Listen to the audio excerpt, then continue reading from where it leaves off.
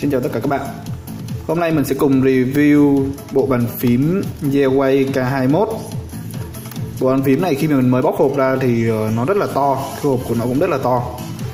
Nhìn thiết kế bên ngoài thì mình có thể thấy đó là một cái bộ bàn phím mà dành riêng cho những người thích cái thể loại cao to đen hôi, càng to càng khoái. Loại này thì có thể mình thấy ở đây là thiết kế nó khá là thô, nhưng mà nhìn vậy lại rất là hầm hố, nhìn khá là điển trai. Mình thích những thể loại đen đen như thế này. Ở đây thì mình có thể đây có đặt một miếng kim loại nhìn rất là lạ. Kiểu thiết kế này thì mình cũng thấy hơi bị độc. Ngoài ra thì cái mặt dưới của cái bộ phím này thì nó làm bằng một lớp tông màu nhựa màu trắng, có thể là để cho led xuyên qua nhìn đẹp hơn. Ở đây có thể thấy cái logo Gearway. Bàn phím khá là dày. Đằng sau thì mình cũng có hai cái chân trống bật lên được. Ở đây có thể thấy là hai cái lớp cao su chắc chắn để cho bàn phím khỏi dịch chuyển. Chúng ta có thể thấy thêm một cái khớp nhỏ nữa ở đây, cái chân nhỏ, có thể là dành cho những ai mà thích bàn phím đế nó cao. Rồi, chúng ta sẽ thử bật led lên nhé. Cái này bật led lên thì mình phải ấn F và nút Scroll Lock. Khi bật lên đèn thì chúng ta thấy đèn led ở cái bàn phím này rất là sáng. Do cái đế nó làm bằng nhựa trong nên mình thấy đèn led sáng hơn bình thường,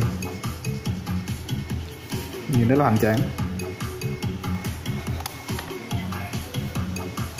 Chúng ta có thể điều chỉnh được là độ sáng của led,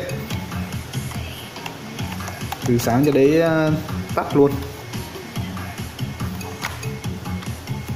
Mình sẽ thử cái cảm giác bấm phím nhé.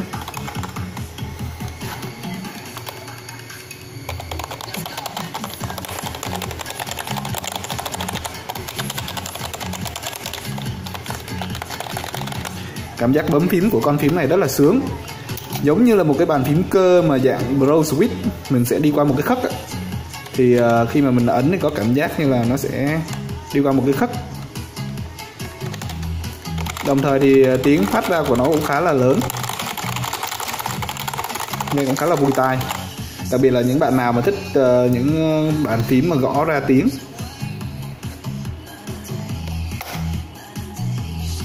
Đây là phía dưới bộ bàn phím, đây là phím cao su thôi, phím nhảy dây cơ chứ không phải là phím cơ thật. Đây là cây cáp. Cây cáp này thì làm bằng nhựa ABS và được sơn lên, thì có thể là trong một thời gian dài thì nó sẽ bị chóc sơn. Đây là điểm trừ của bấm phím. Còn ưu điểm của nó thì mình có thể thấy là chỉ trong tầm giá khoảng hơn 200.000 mà có một bộ bàn phím nó nhìn khá là hầm hố như thế này. Còn ngoài ra còn có thể thay đổi đèn led. Nó còn có chế độ breathing nữa, rất là đẹp mắt. Nếu các bạn mà thích thể loại như thế này thì cũng nên sắm cho mình một con. Cảm giác bấm phím rất là sướng. Mình rất kết cái con này ở cái cảm giác bấm phím. Các bạn có thể mua sản phẩm ở link bên dưới nhé. Cảm ơn các bạn theo dõi. Xin chào tạm biệt.